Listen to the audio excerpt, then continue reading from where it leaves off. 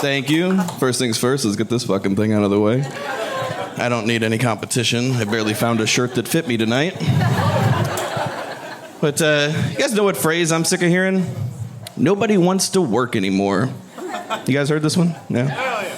If you haven't heard it, you haven't stood in a grocery store self-checkout lane for more than 2 minutes. I mean, I don't want to be accused of ageism or any other kind of jism, but it's usually some boomer, and all they've got in their cart is like 6 bottles of wine, 2 steaks that no one working at the store can even afford.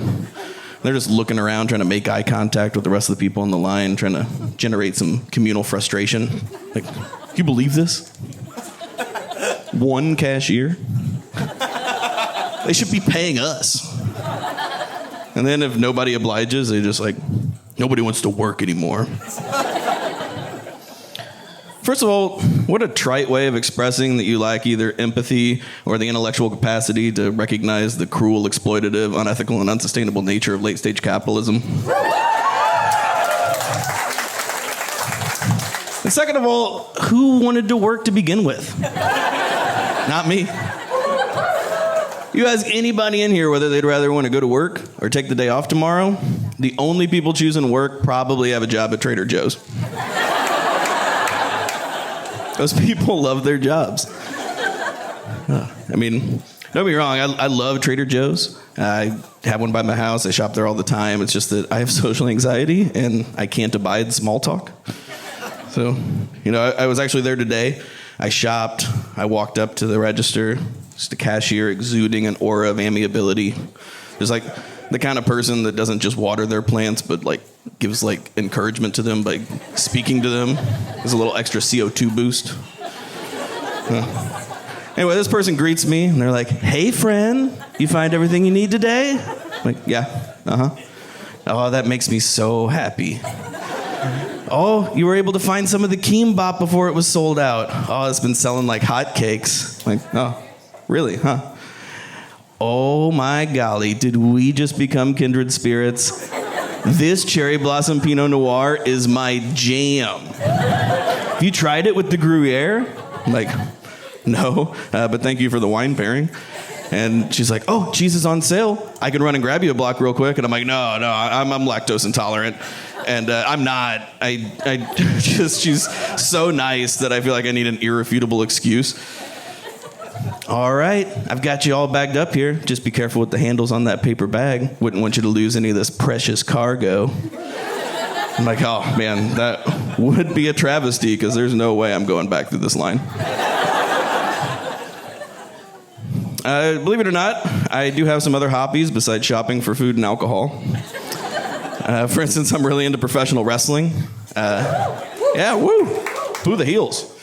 But you guys probably figured that whenever I came out here, right? I mean, even though you guys profiled me, it still took a lot of courage for me to come out to you guys. I mean, Portland's a pretty inclusive city, so I felt like I was in a safe space. And, there's an unearned stigma when it comes to professional wrestling. It's just undeserved, I don't know, maybe I'm getting triggered because as a cishet white male, I'm just not used to being marginalized. When it happens, I find it pretty inconvenient. For real, I feel like I gotta keep this shit a secret. Like, I would definitely not lead with this in my Tinder bio. Like, Zach, 5'8", 250 pounds. Big fan of Monday Night Raw. I think that has a different connotation in the dating app world. But I don't fuck with dating apps.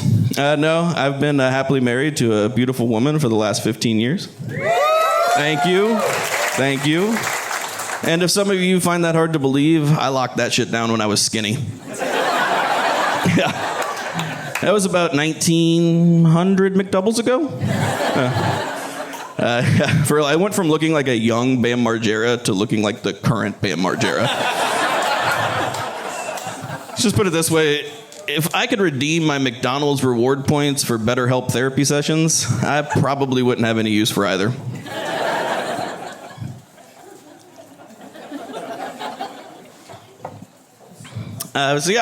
I'm 38 now. I've been with my wife over half my life. She's the only woman I've ever been with. And I was 19 whenever we met. She was a smoking hot, cradle-robbing 25 with a toddler. I mean, the kid was hers. Like, she didn't steal a baby. I just mean cradle-robbing in the sense that she was 25 and fucking a teenager. But unlike my wife, I've never fucked a teenager. No. No, I think that window's closing for me. But also, unlike my wife, I've never taken anyone's virginity. And, I mean, don't get me wrong, I'm not, like, looking to do it. That's weird. But I just have to imagine, like, what if it feels like putting on a brand new pair of socks for the first time? You guys know that feeling, right?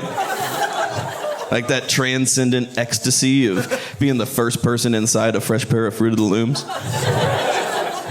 I'm sorry for that one. That was genuinely creepy. I apologize. But you know what else is creepy? Just the fact that people talk about virginity being taken. You know? I don't like that. You know, it just conjures the image of some Hyman hamburglar out there just plucking virginities. You know? Is that why they call it a snatch? Oh. Yeah. I figured that pun would get a grimace. Thanks, everybody. I'm Mayor McCheese.